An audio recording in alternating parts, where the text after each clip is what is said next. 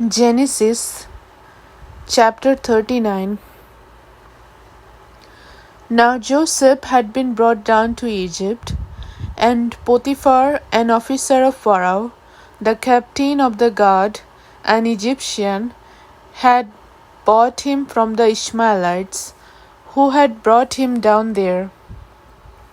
The Lord was with Joseph, and he became a successful man, and he was in the house of his Egyptian master.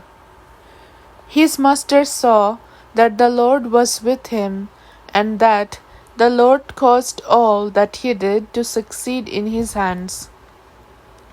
So Joseph found favor in his sight, and attended him, and he made him overseer of his house, and put him in charge of all that he had. From the time that he made him overseer in his house, and over all that he had, the Lord blessed the Egyptian's house for Joseph's sake.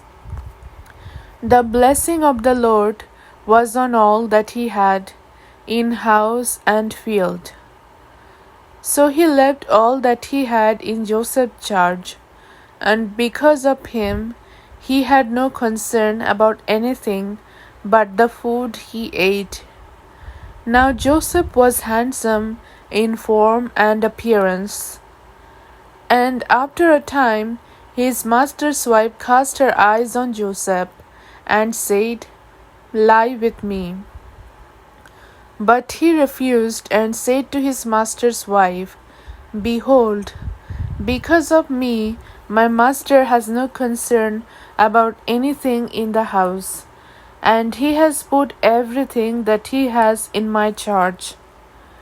He is not greater in this house than I am, nor has he kept back anything from me except you, because you are his wife.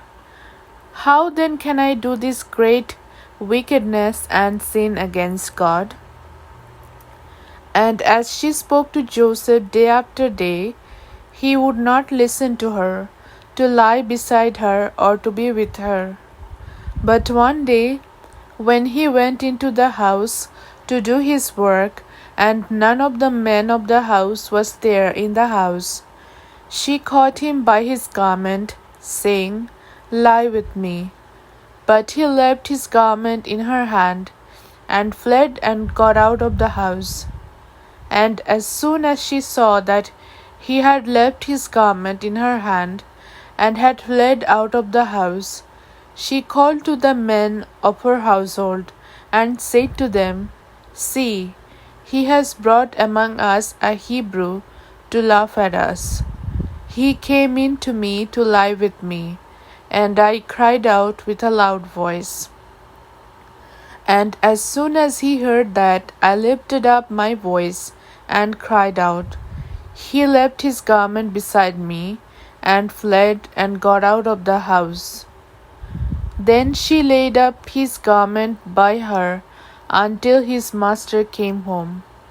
And she told him the same story, saying, "The Hebrew servant, whom you have brought among us, came in to me to laugh at me.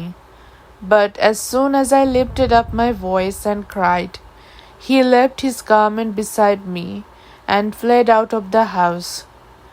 As soon as his master heard the words that his wife spoke to him, "This is the way your servant treated me," his anger was kindled.